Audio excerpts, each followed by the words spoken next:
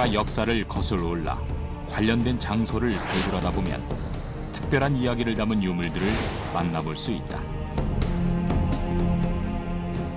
질적으로 아주 탁월하고 또 양적으로 아주 풍부할 뿐만 아니라 그 한반도에 아주 집중적으로 분포되어 있습니다. 그 중에서도 왕과 관련된 능에서 유독 많이 출토되는 것은 금제 유물들. 선조들에게 금이 어떤 의미였기에 금으로 된 유물들이 유독 많이 출토되는 것일까? 평소 고금을 막론하고 금이라는 것은 기본적으로 이제 변하지 않는 아주 귀한 금속. 그렇다면 수많은 유물들에 사용됐던 금들은 어디에서 온 것일까?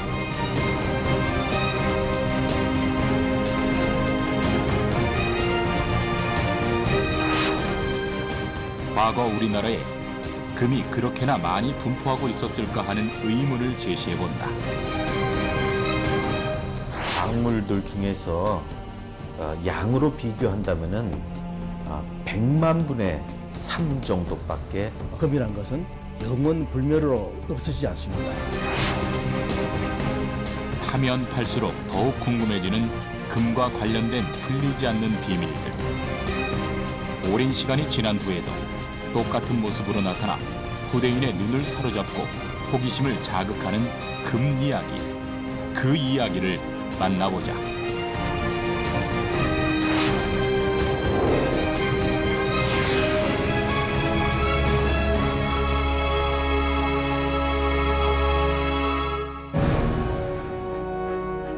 (1925년) 일제강점기의 경주. 일본은 식민 지배를 위한 재정 마련을 위하여 토지 수탈은 물론 식량 등을 일본으로 수송하는 행동을 일삼았다. 일제는 이러한 수탈의 목적으로 기차를 이용했다. 이 시기에 경주역에 기관차고를 짓는데 매립할 흙이 모자라자 신라 고분을 파헤치기 시작하였다. 그런데 그 과정에서 1926년 10월 예상치 못한 일이 벌어졌다. 의외의 유물이 발견된 것이다. 스웨덴의 구스타프 6세 아돌프의 참관하에 진행된 발굴 작업에서 1500년 전의 금관이 나타났다. 스웨덴 황태자가 발굴을 참관해서 나온 금관이기 때문에 이제 서자가 붙었고, 그리고 이제 그 금관 그 내부에 내관 쉽게 말해서 그 십자 모양의 금띠가 교차되는 지점에 그 봉황으로 추정되는 그 새가 3마리가 있습니다. 그래서 서자와 봉자를 합쳐서 그 서봉총이라고 불렀는데요. 출토된 직후부터 보여진 그 화려함과 고귀함으로 특별한 유물임을 스스로 나타낸 서봉총 금관. 금관은 출토된 뒤 바로 경성의 총독부 박물관으로 보내져 그곳에 보관되었다. 그 뒤 국립중앙박물관에 계속 전시되어 오다가 1991년에 비로소 고향인 경주로 돌아왔다.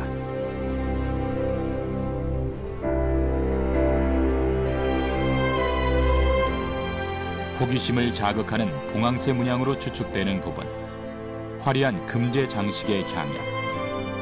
아직도 정확히 누구의 금관이었는지에 대해 밝혀지진 않았지만 후대인들은 그 연구를 끊임없이 진행하고 있다.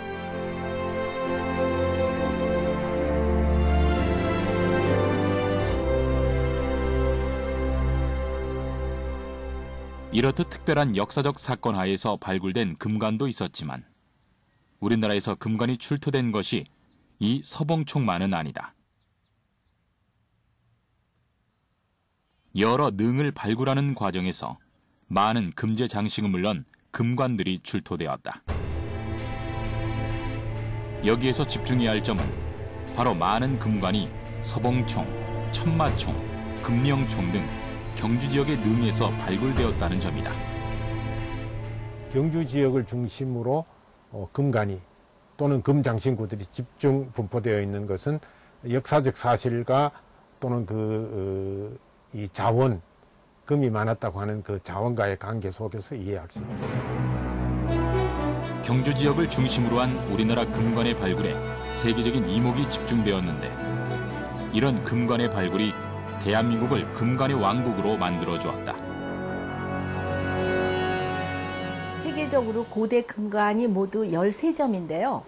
그중에 이제 신라 금관이 한 7점이고 가야 금관이 2점이고요. 나머지 3점만 외국 금관입니다. 지금까지 알려진 세계 금관은 단 3개. 신라와 가야 금관을 제외하면 고대 금관은 거의 없는 것이나 같다. 세계 지도에 금관의 분포도를 그리면은 한반도에만 집중되어 있다. 그런 점에서 한반도는 금관 왕국이었다. 이렇게 이야기할 수 있죠.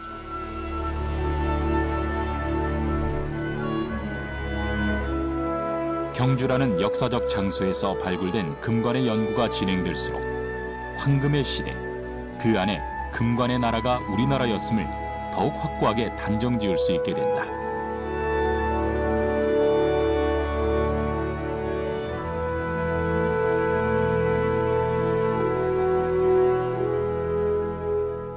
세계 금관의 대부분이 그야말로 이제 경주를 중심으로 해서 한반도에 분포되어 있기 때문에 한국은 금관 왕국이며 또 종주국이라고 해도 지나치지가 않습니다. 이렇게 7점의 신라 금관이 발굴되자 우리나라 금관의 이야기는 신라 시대에 초점을 맞추게 되었다. 그런데 그 안에서 새로운 형태의 금관을 대면하게 된다.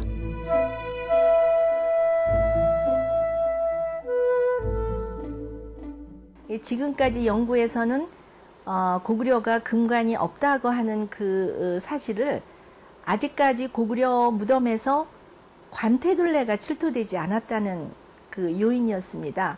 근데 실제로 현재까지의 고고학의 연구 성과를 검토하면 대부분의 고구려 무덤들이 뭐 아주 크게 훼손되거나 도굴됐지만 관태둘레와 또 관 장식과 관련된 유물들이 일부 남아 있습니다.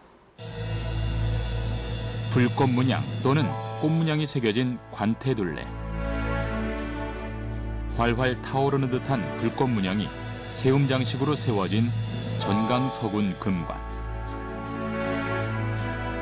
이러한 모습을 통해 박선희 교수는 이 금관을 고구려 금관으로 보았다. 추모왕의 어머니는 하백의 딸 유화였고 아버지는 해모스였죠. 그 해모스는 다시 말하면 해머스마, 즉 일자라는 뜻이기 때문에 이 고조선의 단군을 해모스라고도 불렀습니다. 이러한 것으로부터 추모왕은 단군의 혈통을 이은 후손이라고 하는 걸 알 수 있고요. 또 단군은 해의 아들이라고 그렇게 불렸다고 해석할 수 있습니다. 고구려 건국 신화에서 보이는 태양신, 추모왕 혹은 단군을 태양신으로 상징한다. 그리고 전강서군 금관의 불꽃 문양의 세움 장식이 바로 이 추모왕 혹은 단군을 의미한다고 본다.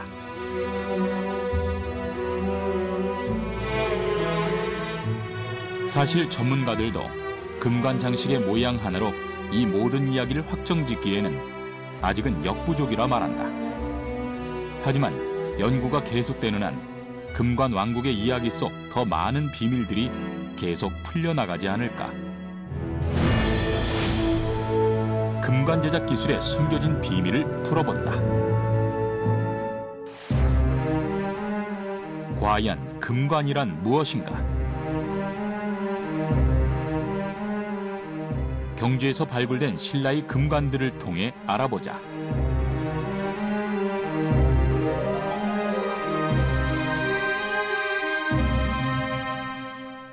금관이 등장하는 시기가 한 4세기 말쯤에 등장하고 5세기에 가서 아주 많이 나오게 되는데 4세기라고 하는 것은 김알지계의 최초 왕인 내무랑대입니다. 그리고 이제 그 이후에 김씨 왕권을 혁신하고 그 왕호를 마리간으로 칭하는 그 눌지 마리간이 이제 5세기에 접어들거든요. 그때부터 아주 화려한 왕관들이 많이 제작되었다. 이렇듯 4세기 혹은 그 전부터 우리나라에서 금관이 제작되었다고 한다면 선조들은 그 당시 혹은 그 전부터 금을 사용했을 터. 과연 금은 언제부터 이용했을까? 인류의 역사와 함께 한 그러한 금속으로서 아마 그 눈에 띄지 않는 그런 어떤 철이라든가 뭐 구리와 같은 이런 다른 금속보다도 가장 먼저 눈에 띄어서 인류가 가장 먼저 발견한 금속이 아니었나 그렇게 생각됩니다. 언제부터라고는 정확히 이야기할 수 없지만 남아있는 유물들만 보아도 금은 우리나라뿐만이 아니라 전 인류의 역사 속에서 중요한 의미로 자리 잡아온 금속이다. 동수 고금을 막론하고 뭐 금이라는 것은 뭐 기본적으로 이제 변하지 않는 아주 귀한 금속, 그 고귀한 금속이라는 그런 이제 어떤 그 차원이 있고요. 변하지 않는 금속일 뿐만 아니라 햇빛의 색깔과 같아요. 그래서 해는 옛날부터 신성시 여겼기 때문에 그 햇빛과 같은 색깔이 곧 신성한 금속일 뿐만 아니라 또 그 멀리서도 그 번쩍거리기 때문에 잘 보이고 세공할수록 점점 아름답습니다. 이런 의미에서 금과 금 장식 등이 제작되었던 것이라면 금관의 의미는 재료 하나만으로도 그 가치가 완벽하게 설명된다 하겠다. 영원히 소멸되지 않고 그 광택을 유지할 수 있는 그러한 내식성, 그 불변의 진리, 그게 사람들이 봤을 때 영원한 삶을 살 수 있는 어떤 그러한 부분까지도 생각이 되었던 것 같아요.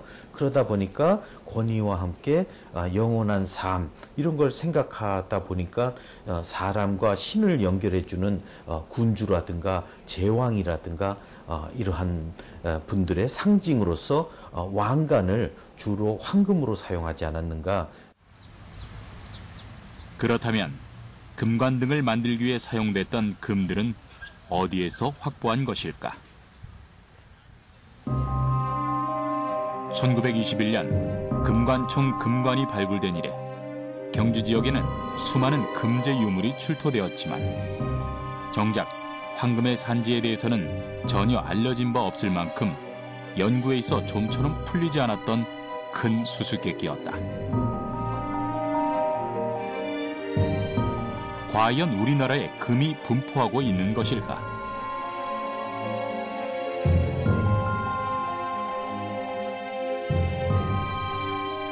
수수께끼의 답을 찾기 위해 금맥의 장소, 그 흔적들을 찾아가 본다.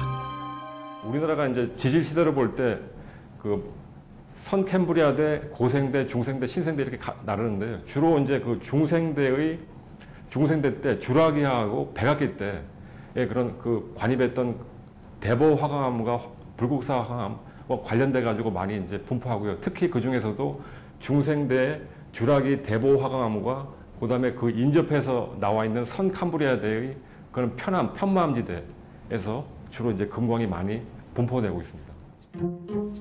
금은 보통 화강암 속에 포함되어 있다. 우리나라의 국토의 절반 이상을 차지하고 있는 암석이 화강암이기에 이론적으로 우리나라는 황금의 땅. 그럼 금은 어떻게 만들어질까? 중요한 것은 마그마가 식을 때 생기는 열수. 이 열수에 녹아있던 금 등의 유용 광물이 지하 암석의 틈을 타고 상승하는 동안 침전하여 만들어진다.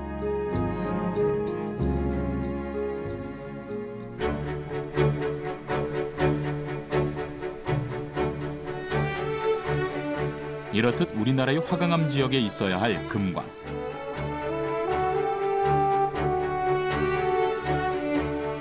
실제 금의 존재를 확인시켜줄 금이 났던 광산을 찾아가 보았다.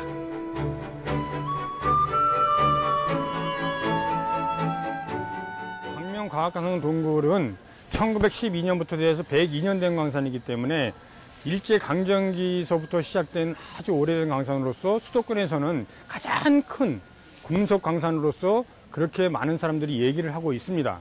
또한 그 1960년도 초에 우리나라 사회부도 책에도 이 광산이 기록되어 있을 정도로 상당히 대규모 광산으로 이렇게 사람들이 말하고 있습니다.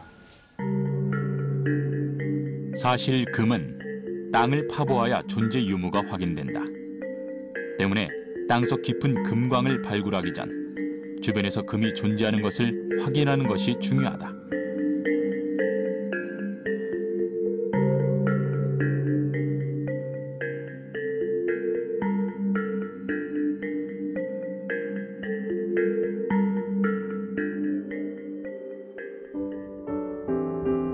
이곳의 경우 금의 존재가 확인되었기에 채굴이 진행된 광산.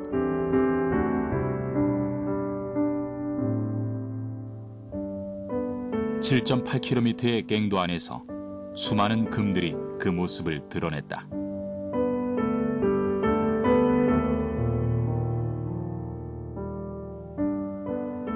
지금은 채굴이 중단되었지만 과거 채굴의 흔적은 그대로 남아있다. 1912년부터 채굴을 했기 때문에 실질적으로 일제강점기인 1945년도에는 금을 제일 많이 캤다고 많은 분들이 얘기를 하고 있는데 거기에 대한 자료는 지금 저희가 확보하고 있지를 못합니다. 다만 1955년부터 1972년까지 17년간 저희가 금을 52kg을 여기서 채굴을 했고 52kg이라고 하는 것은 우리나라 돈으로 현재 약 한 36억 원 정도 되는데 전문가의 의견에 따르면 이러한 금 광산이 과거 우리나라에 적어도 4천여 개가 있었다고 한다.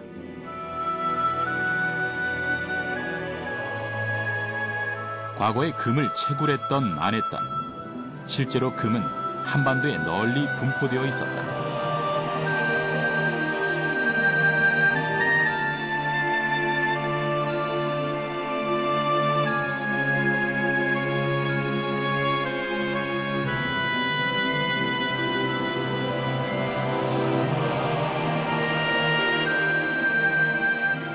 현재에는 광맥을 따라 다이너마이트를 폭파시켜 직접 채굴을 한다지만 옛날에는 단순한 작업 도구만으로 그 맥을 따라 채굴하기가 어려웠을 터.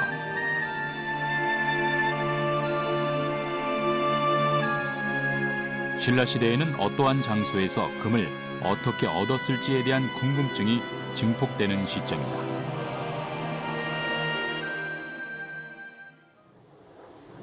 그 궁금증을 풀 수 있는 곳이 있다 하여 찾아왔다. 물론 우리나라에 금광의 흔적도 많지만 자연에서 조금 더 쉽게 금을 얻을 수 있는 또 다른 방법이 존재했음을 보여주는 곳이다.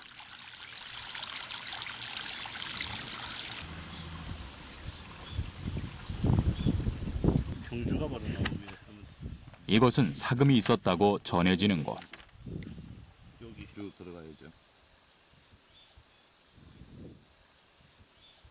사금이라는 것은 이제 말 그대로 그냥 아마 주변에 어떤 그런 이런 열수 맥상 금관 같은 게 있으면은 그게 이제 그런 맥 같은 것들이 어떤 풍화 작용에 의해서 뭐 이런 하천 같은 데 이렇게 이제 표적이 되는 걸 갖다가 이제 일반 사람들이 뭐 팬닝 같은 거를 거쳐서 이렇게 보통 캐고 하죠. 과연 사금이 얼마나 존재했을까 싶지만 최근 계속된 채취 과정을 통해 많은 곳에 사금이 나왔음을 증명하고 있다. 지금 우리가 와 있는 곳은 조선 광산지에 경주 지역 사금 나는 곳 중에서 상계라고 표기해둔 곳입니다. 제가 이제까지 이 경주 신라 왕궁을 기준으로 반지름 50km 이내에서 현재까지 13군데에서 사금이 나는 것을 확인하였습니다. 이렇듯 경주 일대가 사금부지였음이 밝혀짐으로 인해서 100%라고 할 수는 없지만 신라시대의 금장식을 만드는데 사금이 유용했을 것을 뒷받침한다. 그렇다면 사금은 어떻게 채취하는 것일까? 단순히 물이 흐르는 개울로 보이는 이런 곳에서 정말 금을 얻을 수 있는 것일까? 직접 사금을 채취해 보기로 했다.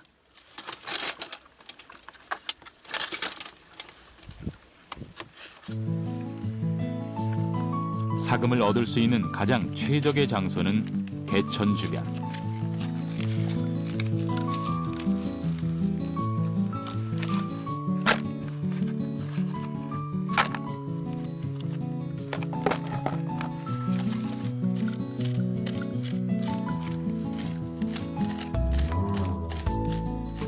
이곳의 흙을 퍼담아 본다.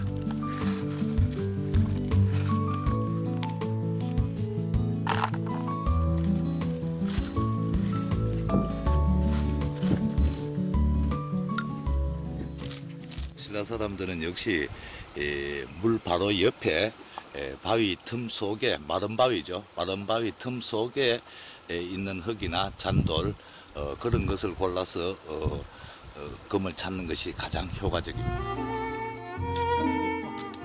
육안으로는 금의 유무 확인이 힘든 상태.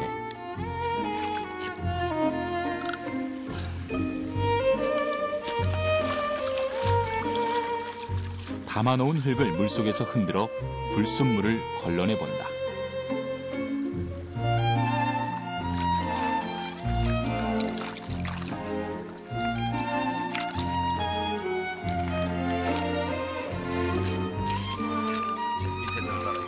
사실 이 과정은 매우 과학적인 접근을 하고 있다. 중간에 한 번씩 이렇게 돌려주는 것은 금이 돌이나 쇠보다도 훨씬 무겁기 때문에 이 접시 맨 밑바닥에 깔아 앉으라고 하는 뜻입니다. 사금에서 모래의 비중은 약 2.5, 금의 비중은 19.3. 이 비중 차이를 이용하여 금을 채취한다. 모래에 비해 아주 비중이 무거운 금은 모래 밑에 항상 가라앉게 되어 있다.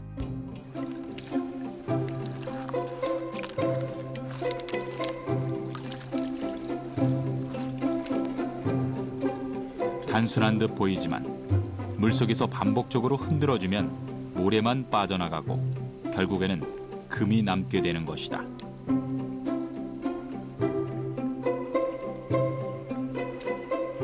이 과정은 신라시대 당시에도 쓰여지던 방법.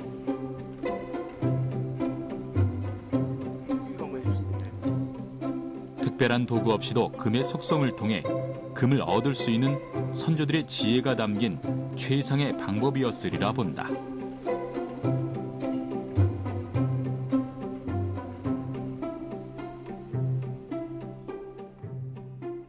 그렇게 채취된 금은 왕을 비롯한 왕족들의 장신구, 저 금관, 금허리띠, 금귀걸이, 금목걸이 등으로 사용됐고 지금의 무역하고 완전히 그 성격이 같을 수는 없겠지만 조공을 통하여 중국에도 적지 않게 유출되었을 것으로 짐작됩니다.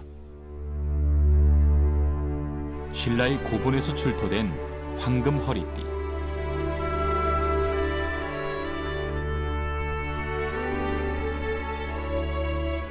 허리띠에 장식되어 있는 상징물 중에 족집게, 약통 등의 장식 모양이 사금 채취 과정에 사용하였던 도구였다고 보는 견해도 있다.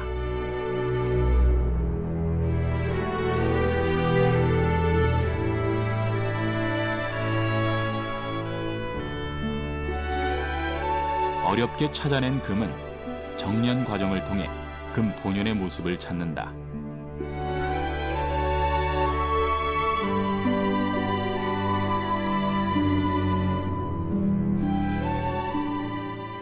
끝까지 살아있는 모래가 바로 수정이거든요. 비중이 2.65니까 19.29씩이나 되는 아주 그 비중이 무거운 금은 모래 밑에 항상 가라앉게 돼 있죠. 그래서 흔들고 모래 퍼내고 또 흔들고 모래 퍼내고 하다 보면은 맨 마지막에 가면은 반짝반짝하는 금이 보여지셨을 거예요.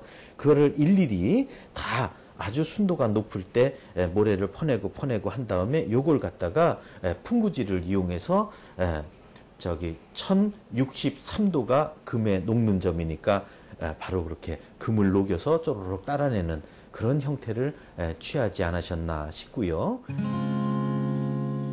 금의 녹는 점을 이용한 정련법은 당시에는 최선이었지만 순도 높은 금을 얻기에는 조금은 부족한 방법이었다.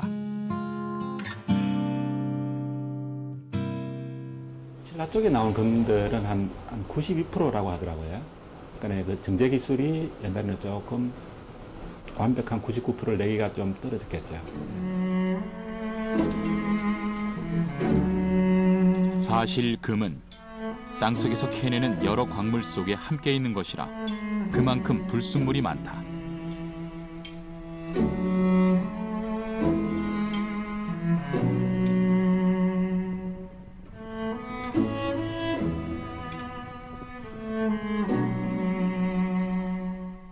그렇다면 어떻게 순도 높은 금을 만들 수 있을까? 금을 따로 이렇게 분리하기도 하고 성광하기도 하고 또 뭐 초산이라든가 뭐 이런 질산 이런 부분들은 또 은을 녹이지만 또 금을 못 녹입니다. 또 이러한 부분들을 고려해서 금의 순도를 높이지 않았는가.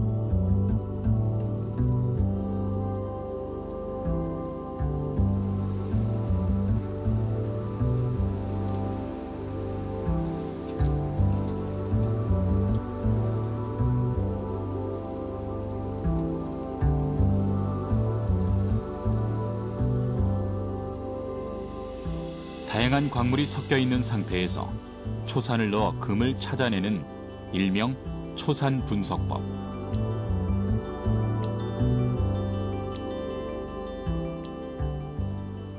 거기다가 넣으면은 금만 남아 있고 거기에 섞여 있던 뭐 철이라든가 은이라든가 동이라든가 이런 건 전부 소위 타서 물이 되는 겁니다.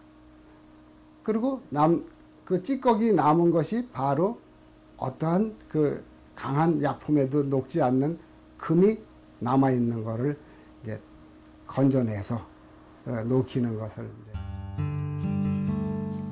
금을 제외한 모든 불순물들이 녹아 없어지는 것.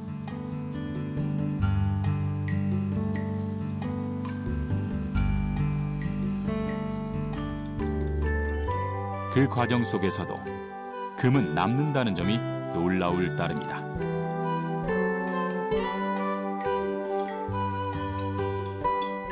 사실 과거에도 순도 높은 금을 얻기 위한 노력은 계속됐을 것이다.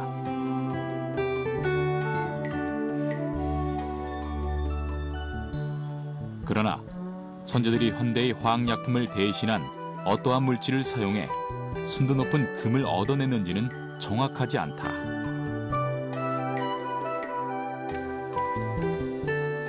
하지만 다른 물질들 속에서 끝까지 녹지 않는 금의 속성을 보고 금을 불멸의 상징으로 보았다거나 다른 어떤 것보다 굳건한 위험을 가진 물질의 의미로 판단한 것은 분명한 듯 싶다.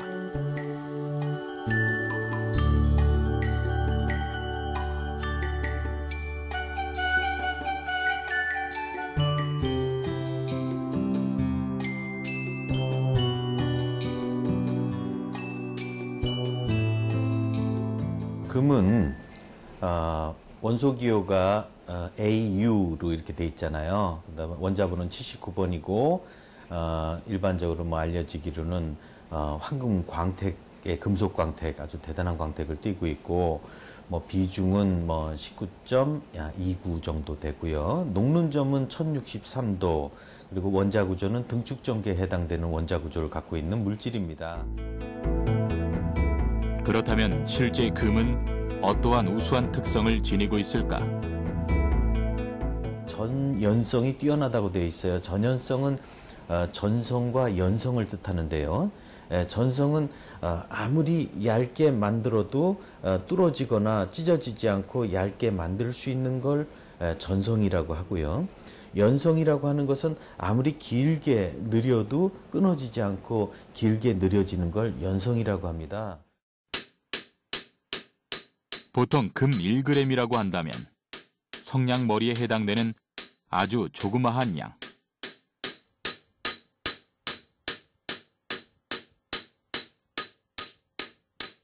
그런데 이 1g에 해당되는 금을 3kg까지 늘릴 수가 있다.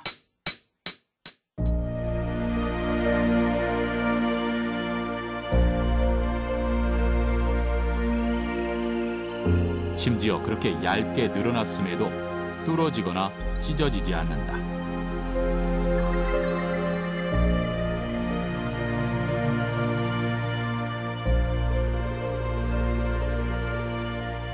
이러한 특성들이 금관을 만드는 데 매우 적합했기에 선조들은 그와 밀접한 제작 방법을 이용해 금관을 만들었다. 금을 녹여서 덩어리를 만들고 그것을 망치로 실수 없이 두드려서 판을 아주 얇게 만들어야 되겠죠. 금량이 그렇게 많지 않기 때문에 상당히 얇게 넓게 만들어야 된다. 그리고 도안을 해서 자르고 오려낸다. 그리고 이제 모양을 내야 되겠죠. 또 구멍을 또 뚫고. 그래서 이제 영락도 만들고 고곡도 만들고. 그래서 그 달개를 달면 하나의 금관이 되겠죠.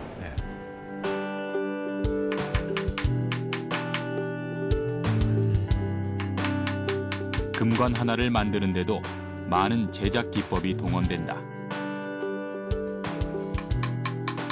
첫 번째는 일명 판금 기법. 얇게 펴진 금판을 휘게 만들고 자르는 등의 과정을 거쳐 금관의 테두리 혹은 장식의 틀을 잡는 것이다.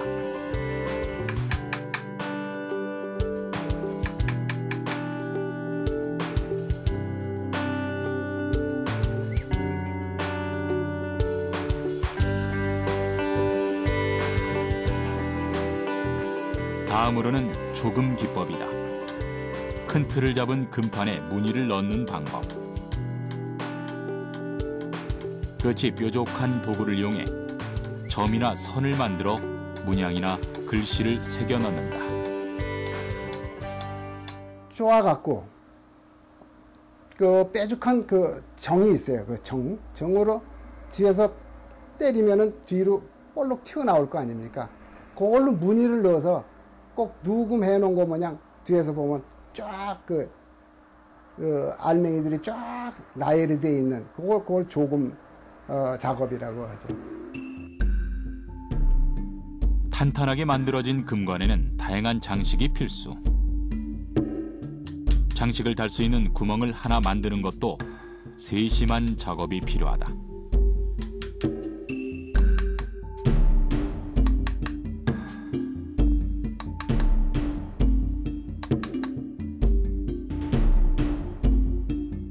이제 달개 장식을 뚫어놓은 구멍에 금실을 이용하여 하나하나 달아 넣는다.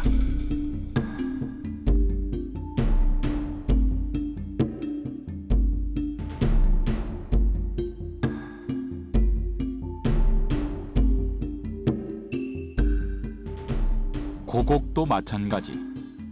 사실 무른 금판에 이 장식품들을 달기 위해 그동안의 노력이 필요했다. 기초 작업에서 금판을 두드리고 세심하게 점과 문양을 찍어 금관을 완성했다. 금판이 얇으니까 꺾어지지 않도록 하기 위해서 강화시키는, 그러니까 문양의 기능이기도 하지만은 이 재질을 특별히 강하게 만드는 그런 기법이 아닌가. 한국은 상당히 이제 금속을 갖다가 재련하는 기술이 상당히 뛰어났다고 봅니다. 그래서 우리 지금까지 알려져 있지는 있는 건 없습니다만은 그 당시에 아마 철을 재련하거나 금을 아마 재련해서 새로운 어떤 제품으로 만드는 그런 기술이 상당히 뛰어났다고 이렇게 봅니다. 이렇게 금관이 완성된다. 하지만 여기서 끝이 아니다. 금관 드리개를 자세히 보면 아주 세밀한 세공 기법이 또 하나 있었음을 알 수 있다. 표면에다가 좁쌀보다 아주 작은 그 알맹이들을 쫙 전부 그 초보에다 붙여가지고 나열을 해서 그 작은 것을 아름답게 장식을 하는 그런 과정, 그 작업을 누금 과정이라고, 그 작업이라고 하고 있죠. 금관과 금제 장식에서 빠질 수 없는 세밀한 무늬 표현 기법으로 조금 기법처럼 무늬를 찍어 넣는 것이 아닌 붙여 넣는 기법이기에 세심한 작업을 요한다.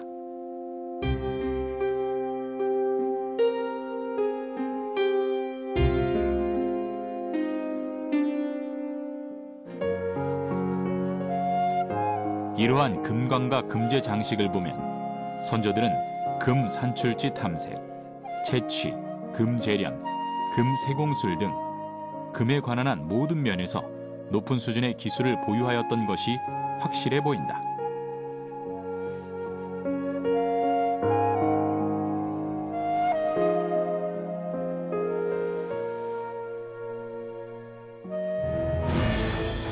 금관에 담긴 의미, 그 비밀을 풀어본다.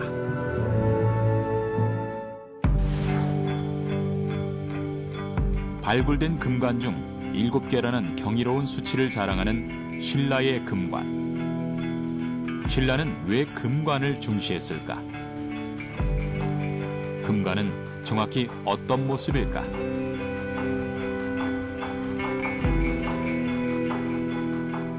관태에다가 나무 모양의 세움 장식을 3개 또는 5개를 세웠다. 이 양식이 순군 왕관이든지 또는 금동제 왕관이든지 간에 또는 그것이 이 왕관이든지 또는 지도자에 가든지 간에 아주 일관된 양식을 이루고 있다.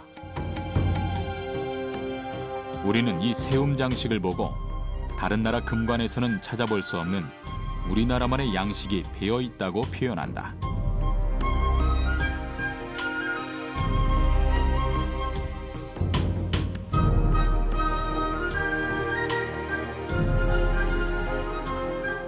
(1930년대) 이 세움 장식을 나무로 보지 않고 사슴뿔이라고 해석을 한 거죠.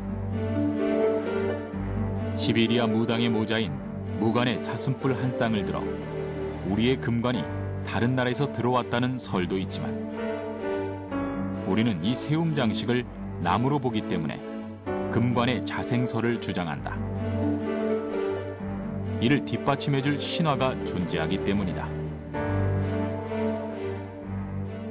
김알지가 근계에서도 나올 뿐만 아니라 시림, 나중에 이제 그게 계림이 되잖아요. 계림숲에서 나오잖아요. 그 우리가 성탄절날 교회나 성당에 가보면은 예수가 어떻게 출현했는가 하는 것을 인형을 만들어 가지고 무대화해 놓잖아요. 그런 것처럼 신라 김씨의 후손들이 자기들의 왕권을 강화하기 위해서는 그 김알지 신화를 이 왕관화함으로 해서 다른 사람들이 그 신성한 권위를 인정하도록 한 거죠. 신라의 왕권에서 김씨의 등장과 계승은 김알지로부터 시작되는데 시조인 김알지가 계림 숲속 금괴 속에서 태어났다는 신화가 있다. 이 세움 장식이 바로 계림의 신수를 뜻하는 것이며 여기에 달린 영락은 나무의 나뭇잎을 표현한 것이다. 신화를 금관화하였다는 것에서 김씨 왕권을 확립하고 강화하는 데 상징물로 사용하였음을 알 수 있다. 금관은 곧 그 왕권을 상징하는 까닭에 금관의 제작은 왕의 어떤 그 신성한 권위, 또 초월적인 통치력, 그것을 보장하는 데 이바지한다고 하겠습니다. 금관을 만들 수 있을 정도로 많은 그 금 세공에 대한 기술, 또 금을 재련하는 기술이 발전했다고 봅니다. 그런데 문제는 뭔가 하면은 그런 것을 만들기 위해서는 많은 인력이 필요했던 겁니다. 성인 한 명이 하루에 캘 수 있는 사금은 0.5g. 금관 하나가 825g이라고 할 경우 사금으로 금관 제작을 하기 위해서는 110명이 15일간 금을 캐야 한다. 이러한 인력을 동원할 수 있었던 사람은 강력한 왕권을 지닌 왕만이 가능했을 것. 이런 면에서도 금관은 왕권 강화의 상징임을 말한다.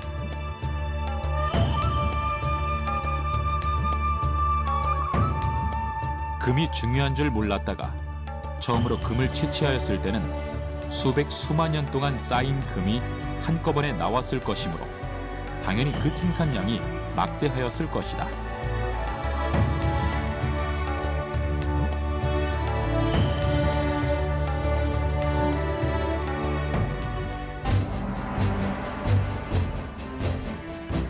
그 뒤로도 삼국통일까지 영토 확장을 거듭하면서 금 생산량이 늘어나다가 19세기 초에 황금 생산량이 급격히 줄어들었다.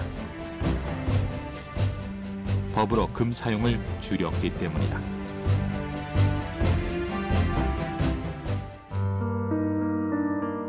이와 함께 신라 금관은 신라 시대 이후 그 모습을 감췄다.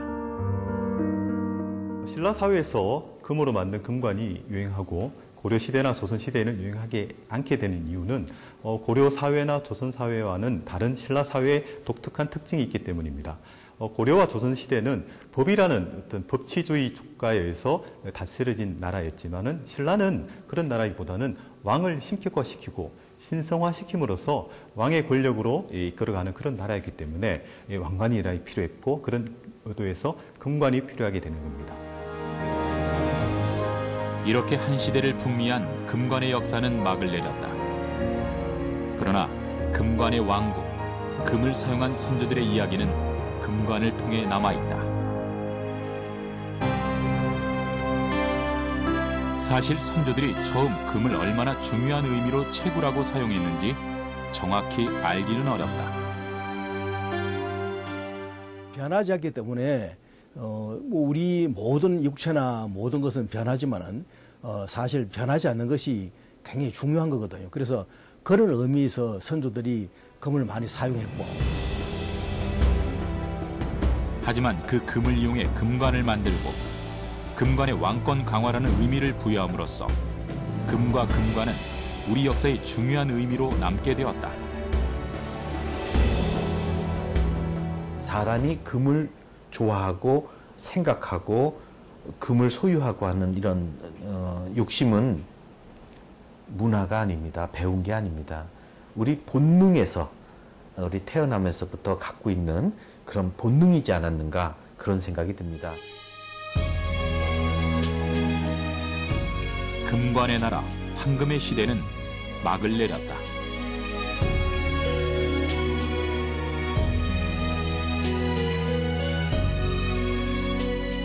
하지만 금관 그리고 금을 가치 있게 여기는 우리의 생각에는 변함이 없는 것이다.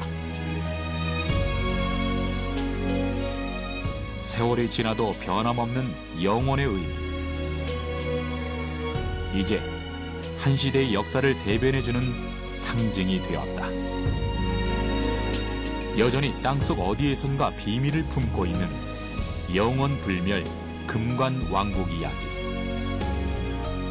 아직 출토되지 않은 우수한 이야기는 또 다른 역사를 만들어낼 것이다.